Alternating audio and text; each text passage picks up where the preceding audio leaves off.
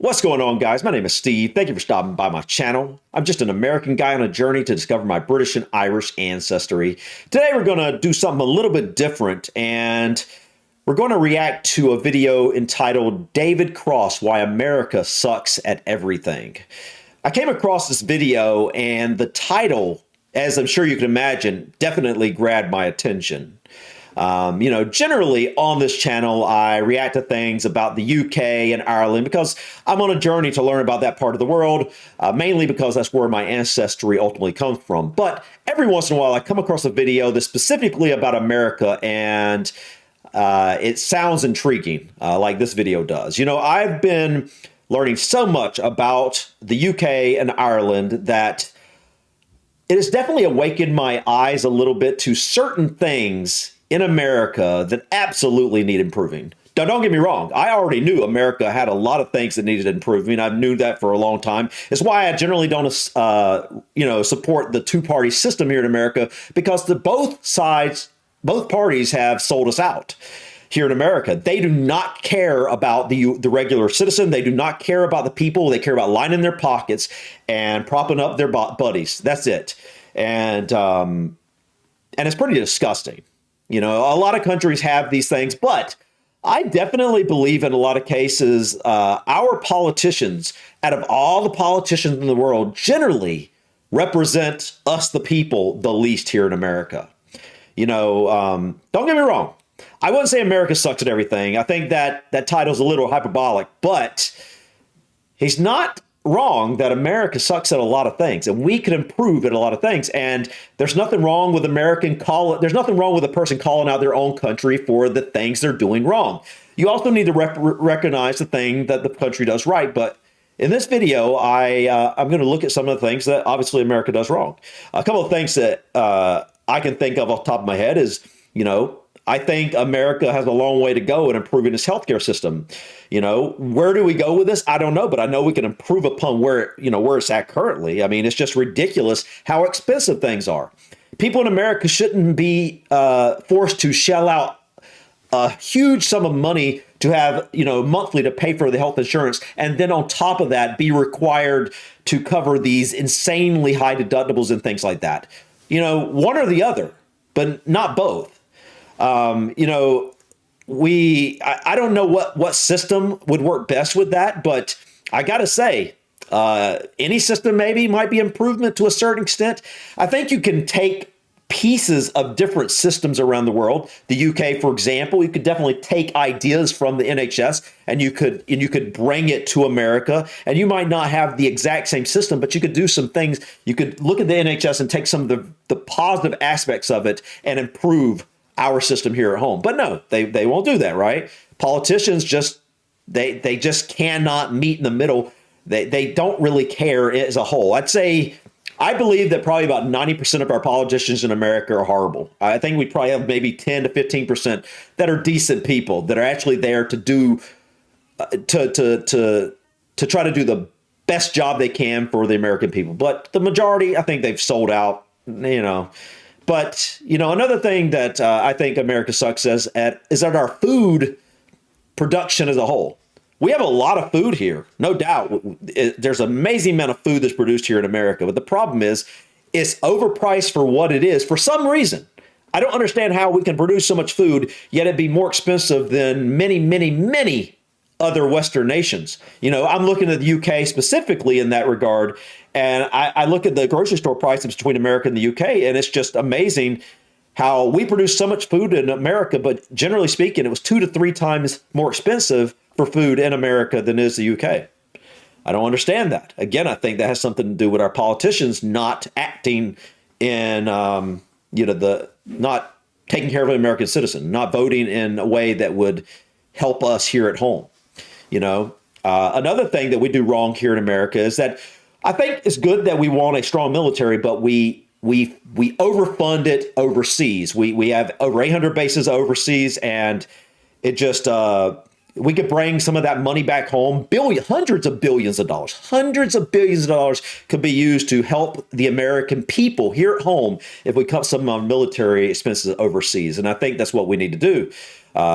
We have people here at home that are truly hurting because of our politicians, again, not looking out for the best interests of the people. They're looking out for the military-industrial complex. And other things are the prescription drug commercials on TV, for example. We're only one of only 2 countries that allow that. New Zealand is the other one, if I'm not mistaken. But overall, I could go on and on about some things that I disagree with on what's going on in America currently. There are many more I could talk about, but it would take, it would take forever for me to do that. But I could also come up with a number of things that I'm absolutely appreciative of in America. America is a wonderful country. It's okay to focus sometimes on the negative of where you live, because you know what? If you don't acknowledge a problem, it'll never be solved. And the same thing in America. People need to be willing, even if you love America. I love America. I love the country I live in. I mean, why wouldn't it? It's been my home forever, and I think there's great things about this country. But I think we've lost a lot of what originally made us so great here. Go back a few decades. There's always been problems, right? But as a whole, I feel like things are getting worse overall. But you know what? There's a lot to be thankful for here in every Western nation. If you are in a Western nation, you have so much to be thankful for, no matter what nation in the West you're in, period. There's so many countries that, half the countries in the world or more do not have nowhere near the opportunities you have in any of the Western nations. So we all got to acknowledge that. We need to be thankful for where we live. We need to be thankful for the positives of, for example, I need to be thankful for the positives of America. People in the UK and Ireland and so forth need to be thankful for the positives they have in their countries. But we all need to be open and willing to call out the negatives of our own countries. And that's what this video is about, to look at some of the things that America sucks at. So let's check out David Cross and what he has to say about why America sucks at everything. The Gravel. I've heard of that. I don't know why. The Gravel Institute. I don't think I've ever seen any videos from them, if I'm not mistaken.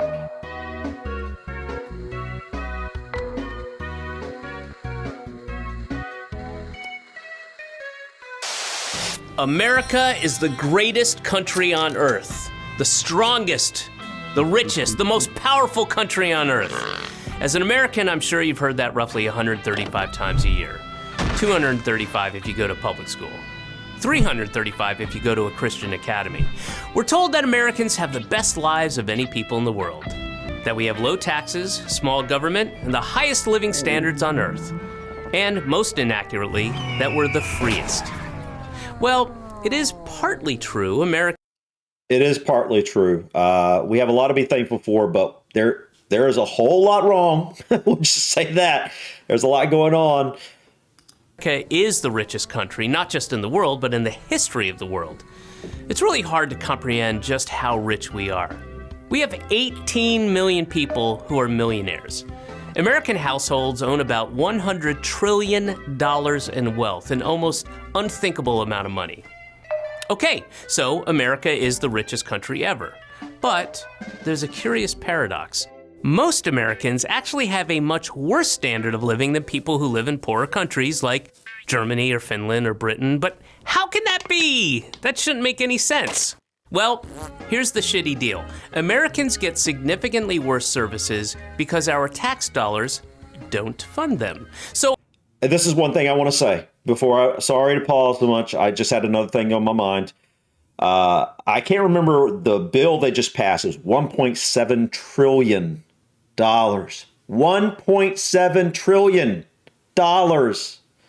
And if I'm not mistaken, I want to say it was 843 billion of that was going to the military. I mean, like literally half. Half.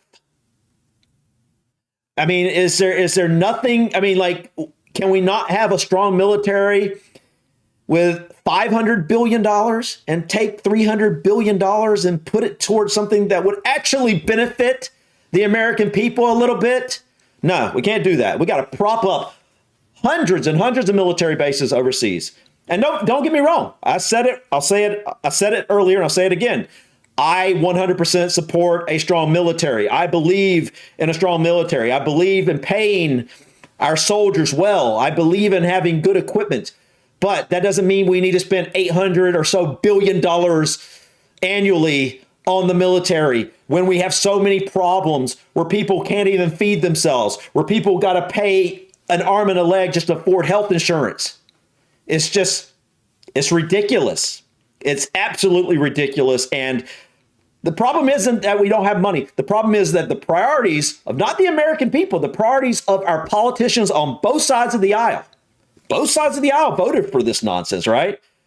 So it's our politicians on both sides of the aisle that are selling us out. So of course, our services are worse, and thus we enjoy less happy lives than people who live in the aforementioned countries. Not that difficult a concept to conceive, really. You get what you pay for, said the cartoon dog to the other cartoon dog. And while you might think the reason American tax dollars don't fund as many services is because we pay lower taxes than other countries, that's not even true. When you add federal, state, local, and sales taxes and include other costs and services that our taxes don't cover but other countries' taxes do, like our uniquely high health insurance premiums, you'll find that Americans actually give away more of their wages than most of the developed world. For example, in Canada, for a married worker with 2 kids, all of the previously mentioned costs combined, from taxes to health insurance premiums, make up only 11% of the average wage. In the UK, it's just about 26%. Meanwhile, once you tack on the cost of our outlandish health insurance premiums, you're spending a whopping 43% of your paycheck. That's more than France, Finland, Sweden, and Norway. In real reality, Americans keep much less of what we own than in other countries. In other countries, their government takes a bit more tax, but then gives that money back to their citizens in the form of healthcare or job support, or a general safety net for all vulnerable citizens, no matter how dusky they are. So what do Americans get for the money we pay in? Well, sure, we get a crumbling infrastructure, shameful homelessness, and millions of hungry, neglected children, but we also get some of the worst services in the developed world. Again, our healthcare. American healthcare is simultaneously the most expensive, the least efficient, and the least effective healthcare system in the developed world. Hey, the devil's trifecta. And in exchange for this extremely expensive, inefficient healthcare system, what do we get? Well, we get some of the worst health outcomes in the developed world. I don't disagree with what he's saying about how expensive it is and everything, but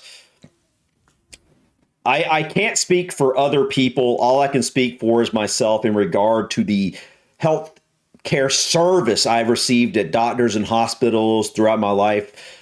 I've always felt like I got excellent service here. I always felt like I was treated well. I was able to be seen. Whenever something was wrong, I was pretty much able to be seen that same day almost every single time. Generally speaking, I feel like the service generally is good.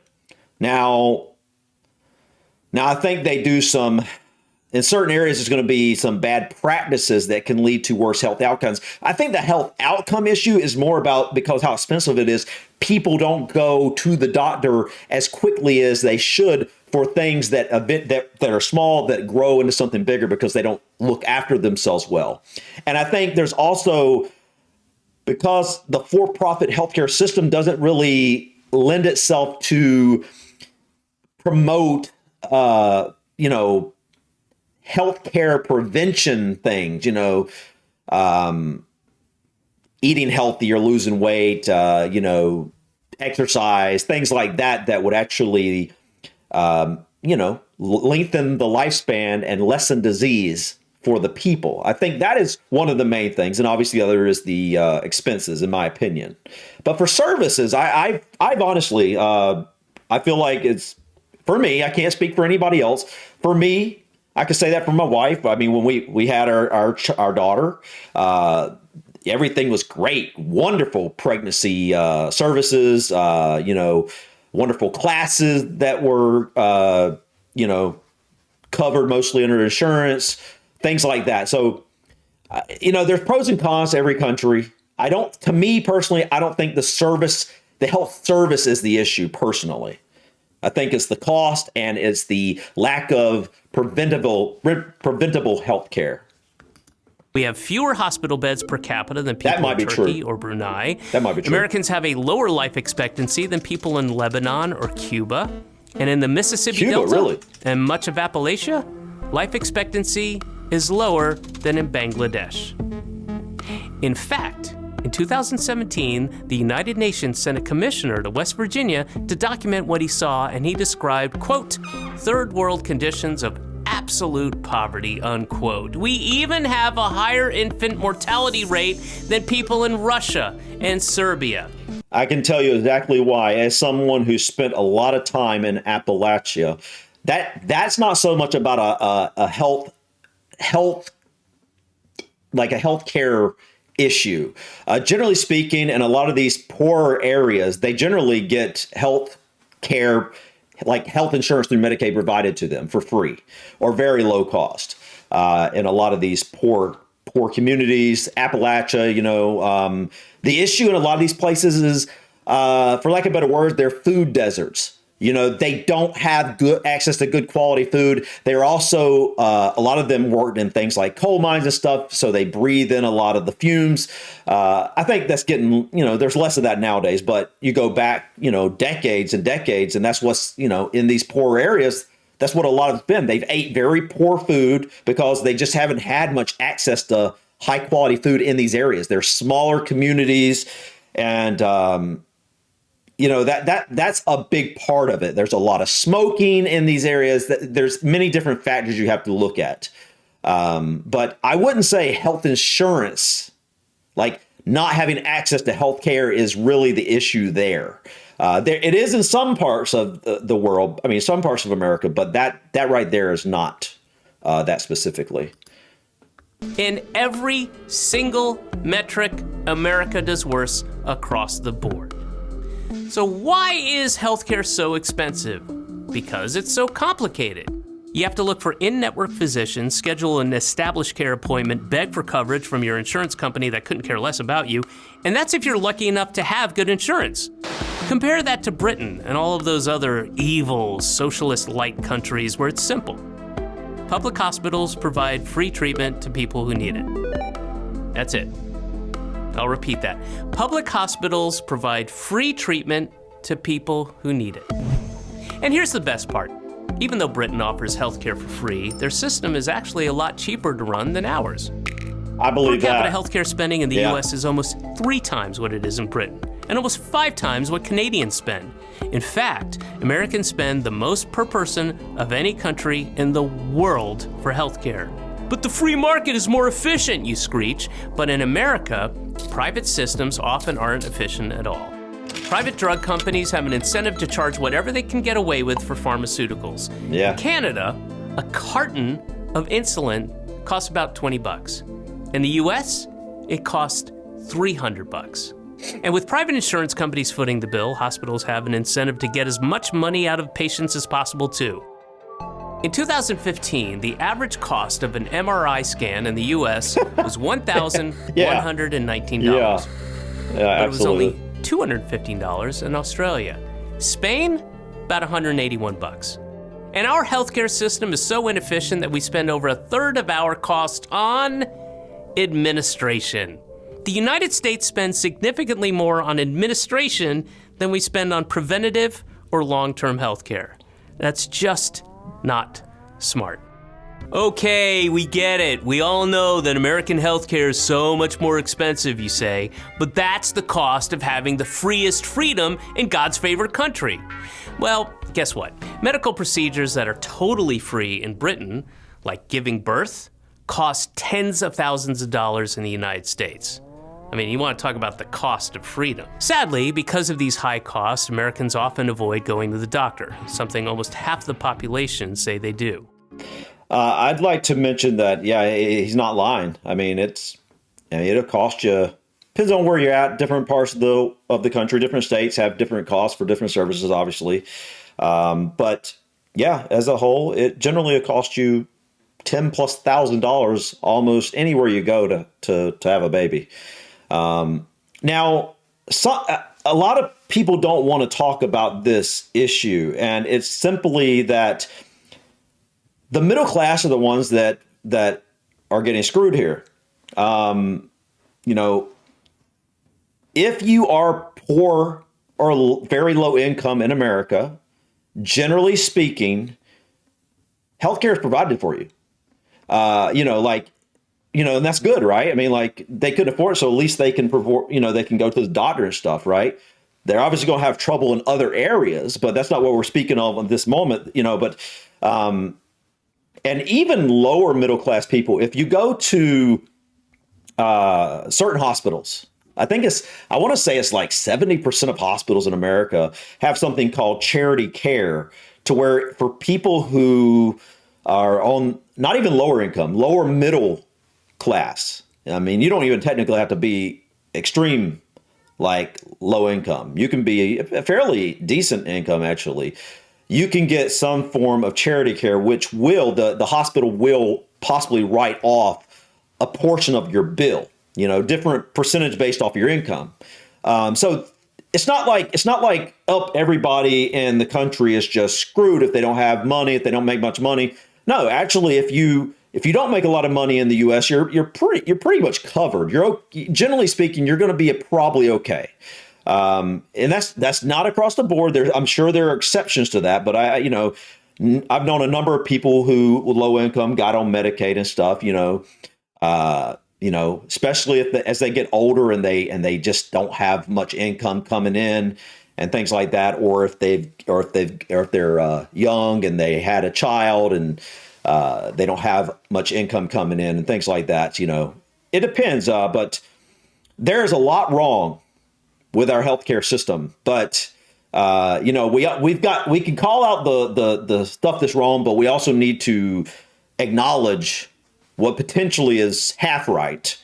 And that's the fact that, generally speaking, America does take care of its poorer citizens' health care for the most part, which, that's a positive thing. With shoddy or non-existent health insurance, Americans will wait until their conditions force them into the middle class, emergency room absolutely. where treatment is far more expensive. Again, not a smart system. Quite often, they end up putting off medical visits and dying. Susan Finley, a 53-year-old Walmart employee in Colorado, got pneumonia and took one day off of work beyond what Walmart's policy allows. So, of course, Walmart's going to Walmart, which they did by firing her. Without her job, she lost her nominal health care coverage, she struggled to find new work, and after avoiding a visit to the doctor for flu-like symptoms, she was found dead in her apartment. When Americans do manage to get treated, they frequently can't afford it. Simple, life-saving treatments can cost tens or hundreds of thousands of dollars, and if they don't have really good insurance, they're forced to take on medical debt. It's not wrong. Tens of millions of Americans owe medical debt, not wrong. Often into the tens of thousands of dollars. Meanwhile, in a country like Britain or Norway, medical debt is almost unheard of. But hey, that's why GoFundMe is such a critical component of American healthcare. 1 in 3 GoFundMe campaigns is now for medical bills. I'll repeat that. 1 in 3 GoFundMe campaigns is now for medical bills. America is such a strong, powerful, rich, and great country that its citizens have to beg strangers on the internet for money so they can get life-saving treatments that are free in the rest of the developed world. But hey, that's just healthcare. Americans get terrible deals wherever you look. Let's take work, for example. Americans work longer hours than people in any other rich country in the world, and that's not because they enjoy sleep deprivation and not seeing their families for days at a time. It's because they don't want to starve, or freeze, or die. See, America has the least generous job support programs, the least generous family benefits, and the least generous unemployment benefits of any wealthy country. It's one of the only countries on Earth that doesn't guarantee paid time off for vacations. It doesn't even help provide paid time off for parents who just had a child. And it's not coincidental that we're also one of the most hostile countries to workers' rights. That's one thing that I do feel strongly about. Seeing my daughter has never never known a day in daycare. She's 4 years old. And she has had her mother every single day of her life. And it's something that I'm so thankful that we were able to do. I mean, obviously, you have to make sacrifices for certain things that you want to do. But to me, it was so important. To my wife, it was so important. And wouldn't trade that for the world, and I know obviously not every woman either can or wants to not work for years, right? I mean, that's between, that's whatever they decide, right?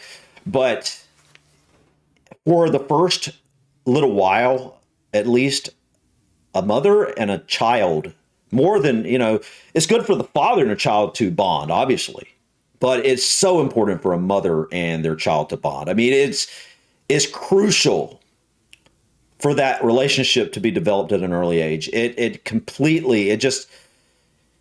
It's so important. It would take me forever to kind of go over the research I've looked at over the years about this. I mean, it's so important. It's important to get that skin to skin contact right after they're born. It creates a hormonal bond between the mother and child. If you take that away, if they don't get that skin to skin contact, there can be issues with the connection between the mother and child for the rest of their lives. It's that important. Prolactin is released when they get the skin to skin contact. The breastfeeding. I mean, that's not exactly what he's talking about here, obviously, but it just made me think about, like, it is something that needs to happen if it's possible for a mother to spend the first, I don't know, I personally, I would say at least 6 months minimum. Personally, that's my opinion, but I would obviously prefer that a child could spend the first number of years with its mother if possible. That's not always possible. I'm not saying it is, but if possible, no one's going to love that child or care for that child more than its own mother. And generally speaking, I'm in a very small number of cases, there are mothers that obviously don't care about their child, but that's a completely different topic. The majority of mothers love and care for their children, and they're the ones that should be raising their children as much as possible. And that's not something that's really possible in America in a lot of cases, because especially when it comes to single mothers and the fathers are completely out of the picture for whatever reason, they don't have an option. They gotta go and provide a roof over their head and food, and it's sad, man. It's sad that that's the case. I just wish that wasn't a thing. I wish all mothers could spend at least like the first year at home with their new kid. And what are you going to do? I'm sorry for rambling. It's just something I feel kind of passionate about, as someone with a 4-year-old daughter.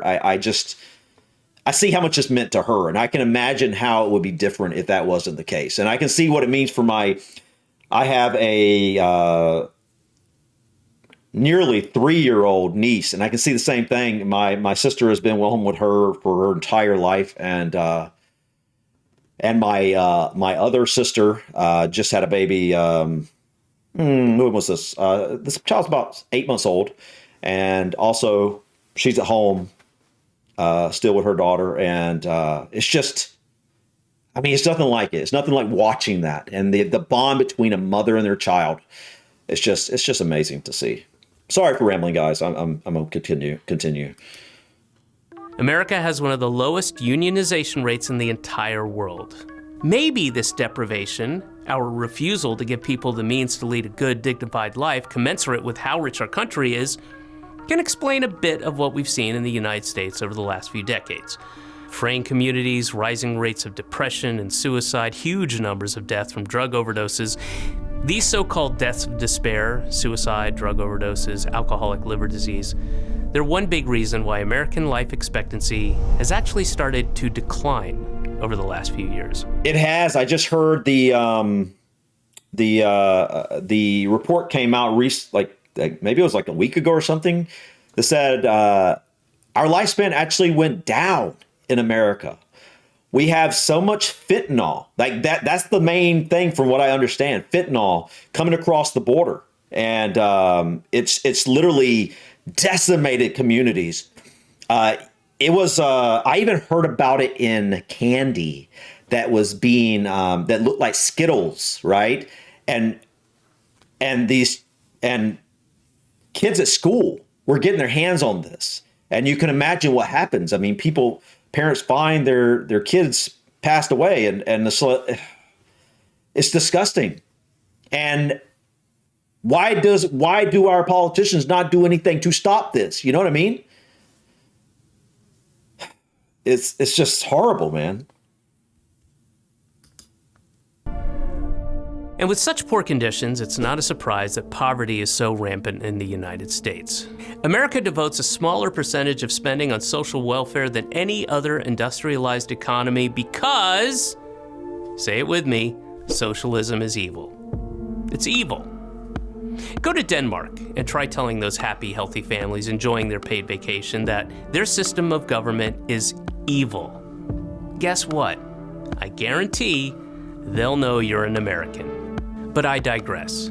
America also has the highest rate of child poverty of any developed country, and the highest percentage of workers earning significantly less than the national median income. That seems pretty evil to me, especially since such a tiny fraction take as much of your money for themselves and their families as you will let them.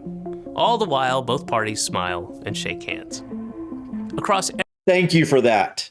Thank you so much for that. Both parties are at fault here. It's not, people say, oh, it's the Democrats. Oh, it's Republicans. No, it's the uniparty. They are one and the same. They are two wings of the same bird. They are the same. They might have some slight differences on certain aspects, but as a whole, at the end of the day, they come together to shake hands, to line their own pockets. That's it. These career politicians are corrupt on both sides of the aisle. And it's why I support a third party coming in. People are always like, oh man, we need these people that have experience in government. No, we don't. I've seen what experience in government means. And experience in government means that we have career politicians that are corrupt and are lining their own pockets. You know what I want? I want the farmer and the elementary school teacher and the stay-at-home mom. I want those people that have zero experience in government to come into government and do things that are actually going to benefit the American people. They don't have any experience with government. Good. That's what we need. None of these experience with government basically means you're a politician. I don't want politicians. I want everyday people to lead the fight to transform this nation into what it could be if people were just watching out for the American public. And that's going to go for any country. Obviously, I can't speak for other countries. I can only speak for the only country I live in. But, I think there are a lot of good things going on in other countries. I've really been learning about the UK and Ireland and some of the good things that are going on there, right? And I would definitely take some of the things I've learned about those places, and I would bring those back home. Specifically when we're talking about the healthcare. I don't know if we'd bring everything. I don't know. I'd have to look at it deeper. But from what there's a lot going on there that's actually very beneficial to the people. And we don't have that in America. And we need that because we got some problems and we need to solve them. And we're not going to solve them as long as we keep on voting these same career politicians in that line their pockets, and then vote to prop up the military industrial complex with literally half of our yearly budget. The military deserves a good amount of money, but what? Half? No. Okay, 25%, 30%. Okay, fine, but not half. Sorry, I don't. No. Every single metric, no people accept a worse deal than Americans today. High taxes, high cost of living for next to nothing in return from the government. The most expensive healthcare system for the worst health outcomes. More money taken from workers for the highest rate of child poverty. We are the richest country in the history of the world, but we have fewer miles of high-speed rail than Uzbekistan. We are the greatest country in the world, yet we have the most people in prison of any country, and the highest incarceration rate as well, and a higher rate of police killings than in Angola and Sudan. You know what's really bad about that is the fact that so many people are in prison for what's technically a victimless crime. In my opinion, if there is no victim, there is no crime. I think that's the way you need to look at the situation. If someone is choosing to, ingest things they shouldn't ingest, for example, you don't put them in jail. You help them seek treatment. You know what I mean? You help them seek treatment for addiction and things like that. The problem is in America, it's just. I'm sorry, I'm rambling too much. Let's just continue. I literally would go on for hours probably if I didn't stop myself. Sudan. America is bad at everything because instead of choosing to make life better for people through a public healthcare system or more generous childcare policies or better public transit or programs that allow people to spend more time with their families, American law is designed and crafted to protect a class of parasitical middleman industries. Instead of using a proportionally tiny piece of the massive amount of the wealth in this country to make people's lives healthier and happier, most of our elected leaders are, and have been for generations, engaged in a massive project of looting, gently and lovingly guiding as much money as possible from working people into the pockets of the well-connected and the ultra-rich. I don't disagree with that.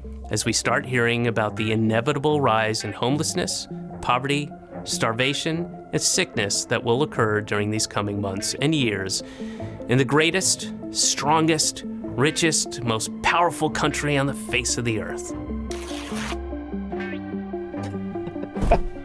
I'm David Cross for the Gravel Institute. That's that. Yeah, that's it. Oh, man. For the most part, I agree with what he's saying. I mean, obviously, I obviously have some critiques, that I've already critiqued some of the things that I wanted to say, here. But for the most part, I agree with what he's saying. America does not suck at everything, but America sucks at a lot of things. And all we have to do is look at who our political class is. They go in there, they line their pockets. They look at what's going on in the areas around them. It doesn't matter if they're the federal government. Now, our federal politicians are probably the worst, but when you look on a state level, a local level, it's a little better, but especially on a state level, not that great. They sit there and they see the horrible stuff going on with their people out. Regular people out and about, and they don't do anything. They pay attention to stuff that means nothing, and they don't focus on anything of importance. It just reminds me, I don't live in New York City, but just something that popped in my head. I just saw yesterday that the New York State, was it the Senate? I think it was New York State Senate. They voted to give themselves, what was it, like a 30% raise? The people, they're not doing anything to help the people in New York. Nothing. If you look at what they're voting on, what they're talking about, if you look at some of the bills, because they're doing nothing about improving the life of the average person in New York. But yet they give themselves a raise from $110,000 to $140,000 a year. Just like that. Boom. Our federal Congress and our Senate, they do the same thing, always giving themselves raises as everybody below them is just, And then you tell me how these people come into office, making $155,000 or so a year if you're like a representative in the U.S. House. Roughly, it's around that, $155,000, $160,000 a year. And you look 5 years later and they're worth like $30 million. Where did it come from? Oh, I can tell you. They're lining their pocket with lobbyist money. They're selling out the American people, in other words. And I'm sure that happens in the UK and Ireland and in other places. But as someone who's in America, I see it. And I can't really, I don't really know exactly how prevalent that is in other countries. But here in America, we have a parasitic, he said it right there and he wasn't wrong. We have a parasitic political, I don't think he used political class, but we have a parasitic political class. And somehow, I don't understand it. I look at these people and it's like, I wouldn't vote any of these people in, but somehow people are just asleep and they vote these same people in over and over and over again. And I'm just like, what is wrong with everybody? Wake up. Wake up. I don't care if you're Republican or Democrat.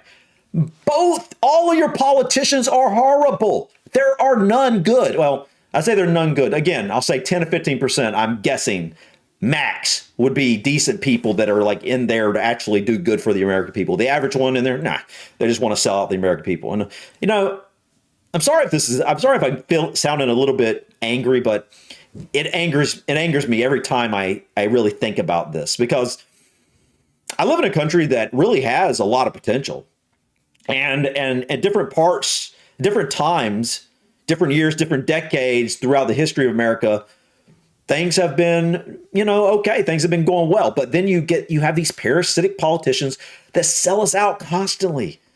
And it's like, me, a single person, sure, I can say how I feel, like I kind of have now. I can say I'm not voting for these parasitic people. I actually pay attention to who these people are before I'd even ever punch the ticket to vote for them. I actually, look at what their policies are, look at what their background is. If they've already been in office, I actually look at their voting history, because I actually care who I'm actually doing. I'm not just going to be like, oh, they got this letter beside their name, so I'm going to go vote for them. No, that's ridiculous. No, I'm not playing that game that this side is better than that side. No, not in America. In America, no, both sides are horrible when it comes to our politicians. Not to say that there's none good, again, but for the most part, they sell us out, every single one of them, just generally speaking. And, one of the ways they sell us out, one of the things that I always harp on is the fact that I believe in a strong military, but we do not need to be spending roughly $800 billion a year on our military. We don't need to be spending nearly half of our entire annual budget in this country on our military. I mean, that's ridiculous. Like, the insane thing is this. That basically means we're meddling in other countries, which I know is the case. That's what we pay for here in America, is so that our military industrial complex can go meddle in other countries for the most part. Not to say there's obviously been good things America's been involved in, but as a whole, we do not need 800 military bases overseas.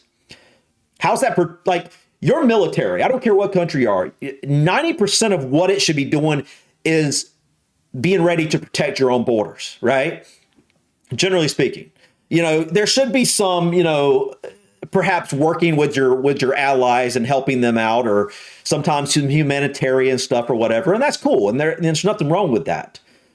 But when it comes to America's borders, we're one of the safest geographical locations on Earth. We have two huge oceans, and then we have allies on the north and south of us. Okay, basically, you know how hard it would be for an invading army to come into America? It's not impossible, but by time they got here, we would have easily see them and be able to take them out. Basically, it's a very safe country to be in, generally speaking. For armies coming in, if you know what I'm saying, to invade, it would almost be impossible because of how it would be a logistical nightmare to bring in all those troops over the oceans, enough of them at one time that could actually get a foothold, you know what I mean? Or to come through all the way through Canada or come up through South America. I mean, we would see them, and would be almost impossible. I mean, it's a little different in Europe because the countries are smaller and they're able to go in pretty quickly. You know what I mean? Because a lot of it's more connected there. But so like, there's no sense in us having 800 military bases out there. There's no sense in us spending $800 billion or so on our military every year. What can we do with $300 or $400 billion extra here? I tell you what, we could do a lot to improve the life of the average citizen. guys, I'm sorry for rambling like this. Generally speaking, he's not wrong when he says here. There's a lot that needs to be improved. And, but I know America's not the only one that's got issues. We aren't. A lot of countries got issues right now, but this is the only country I have the ability to, on a first-hand basis, say that I've lived in for decades and can see what's going on. I can kind of try to look at the UK or Ireland, for example, and be like, I can kind of try to understand things. For example, I could watch a Brexit video or a bunch of Brexit videos and I could learn about it. But can I really make a fully informed decision on what I would think about it? Probably not, because I'm not living in that system. Same with the NHS. I can look at the different stuff about the NHS and I can be like, a lot of this seems pretty cool. And I really like a lot of this or whatever. But until I live under it, I have to just kind of trust the opinion of other people and just learn about it. I can't completely comprehend it on a level that a citizen there does. But yeah, guys, I thought this was a pretty good video, and it got me a little aggravated. And I think it rightfully so, because it's just disgusting what you see the potential in the country you live in, but then you see this parasitic class of individuals, and they're the problem. They're literally the issue. And if they were replaced, you might actually be able to see some good things happen. But for some reason, I don't have a clue why. Why do they keep on getting voted in? I don't understand it. It makes no sense to me. One of the biggest problems we have is people don't actually look at the candidate. They just say, hey, they're a part of my tribe, so I'm going to go with them. But yeah, guys, enough of me rambling. I'm sorry, guys. I don't like to go off like this, and ramble so much, but some videos, just touch a place in me that's just like, But anyways, guys, thank you so much for watching. Please click that like button. Feel free to drop your comments or suggestions about this video or others. And don't forget to subscribe to continue to follow me on my journey to discover my British and Irish ancestry. Until next time, guys, peace.